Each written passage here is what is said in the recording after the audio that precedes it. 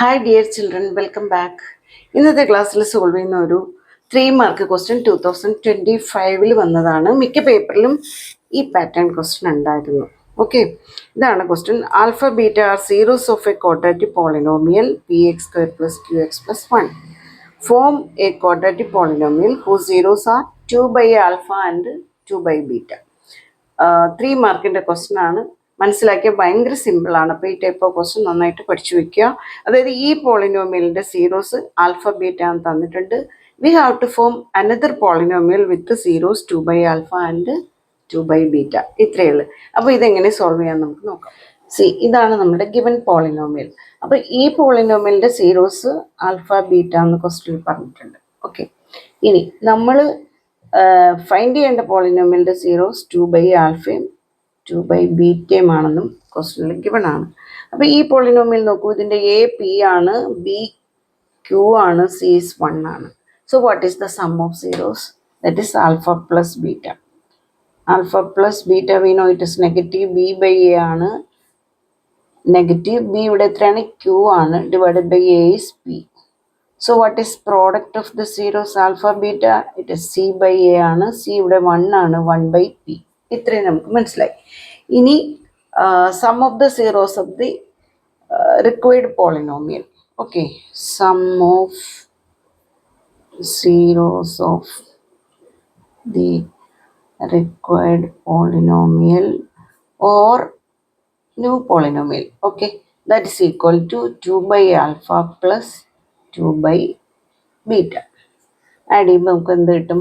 Cross multiply ചെയ്യുക. 2 alpha plus 2 beta divided by alpha beta എന്ന് കിട്ടില്ലേ?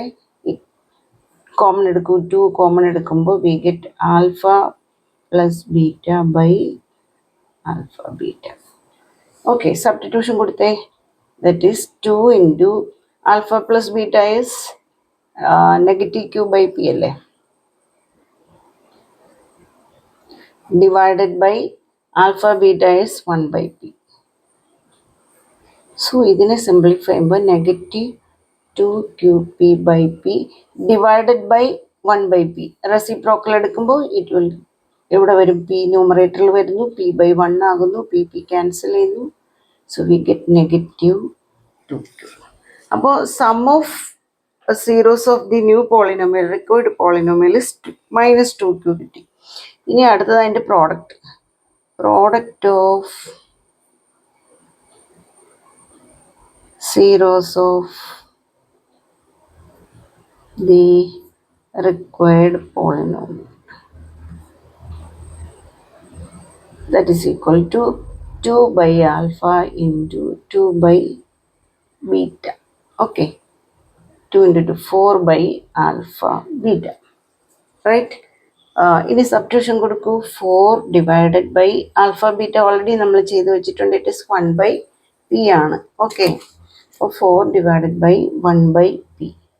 പി റെസിപ്രോക്കൽ എടുക്കുമ്പോൾ ന്യൂമറേറ്ററിൽ പോകും. So we get answer 4. അപ്പോൾ sum of zeros of the new polynomial it's -2 Q, product 4. So the required polynomial is the required